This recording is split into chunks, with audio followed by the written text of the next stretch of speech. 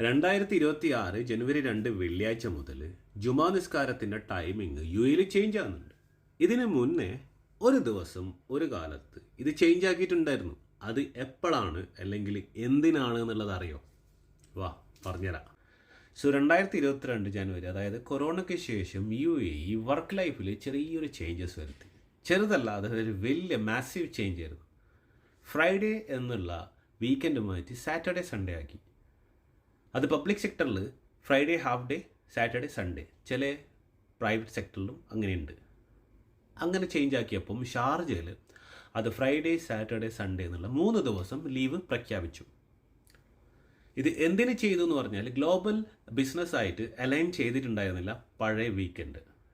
So പുതിയ weekend ഇതിനോടനുബന്ധിച്ച് change ആക്കിയപ്പോൾ education ലെവലിലായാലും അല്ലെങ്കിൽ share marketing, business, productivity, growth, ഈ ലെവലെല്ലാം ഭയങ്കരമായിട്ട് മാസീവ് പോസിറ്റീവായിട്ട് ഇമ്പാക്റ്റായി. ഈ ഒരു ടൈം ചേഞ്ചിനോടനുബന്ധിച്ചിട്ടാണ് ഫ്രൈഡേ ജുമ ടൈമിങ്ങും ചേഞ്ച് ആക്കിയത്. പണ്ട് 12:15 ഉണ്ടായ ജുമ പിന്നീട് അത് 1:15 എന്നുള്ളത് ആക്കി മാറ്റി.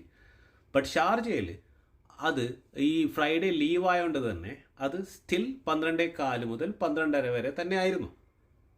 ഇതെല്ലാം ഒന്ന് യൂണിഫൈ ചെയ്യാനും, കാരണം എല്ലാ സ്ഥലത്തും വേറെ വേറെ ടൈമിങ്ങിലാണ് ഇപ്പം ജുമ ഉള്ളത്, വർക്ക് ലൈഫ് ബാലൻസ് ഉണ്ടാക്കാനും, പിന്നെ സണ്ണ് നമ്മുടെ സൂര്യനെ നോക്കിയിട്ടാണല്ലോ ഓരോ നിസ്കാരം അല്ലെങ്കിൽ ആ ടൈമിങ് നിശ്ചയിക്കുന്നത്.